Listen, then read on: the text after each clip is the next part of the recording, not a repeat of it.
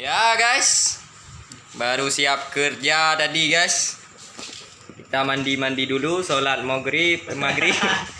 habis, habis tu baru kita kerja lagi. Oke. Nah, udah jam 7 lewat guys. Setengah 7 ya. Kita sholat dulu. Jangan lupa like, subscribe, komen ya. Nah ini kawan ini ya. Kawan. Ya, ada satu lagi kawan kita, guys. Lagi sholat dia. Mana dia? Oh, lagi sholat dia. Jangan kita ganggu dulu ya. Jangan kita ganggu dulu. Nah, guys. Ya, guys. Jangan manja sayang. Jangan manja. Nah, inilah kehidupan anak rantau, perantauan.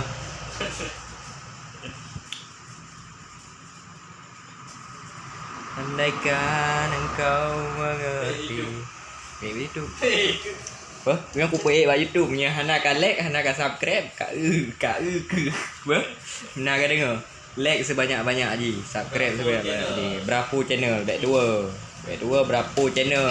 Tanya saya menik nanggro, sama-sama Aceh dah subscribe tangan tu. Nak dengar? Nampan. Nak maju ngon nah. Nah, nyo di suaka. Masan Muhammad Masan. Nah, tiga roti dalam Mangga Chandra dengan itu bayang. Dek apa kem ku. Tak gelek lemo. Nah, bang.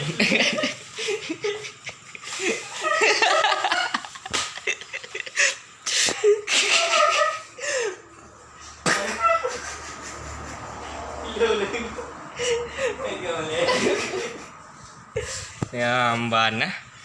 Hai aku fikir le rayu. Tamah aja juga dosa. Bayam gede boleh.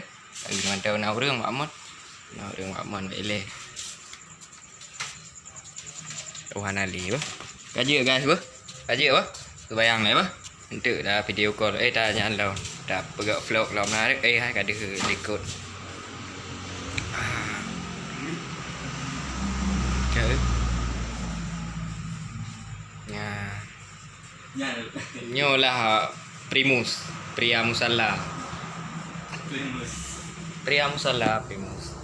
Kan Pria Mukarsa, Pria Musalla. Baik tua like, subscribe. Di channel berapa channel? Sehingga besok akan ada konten-konten yang sangat menegangkan, okey? Nah. Tak betul bang Bravo, apa?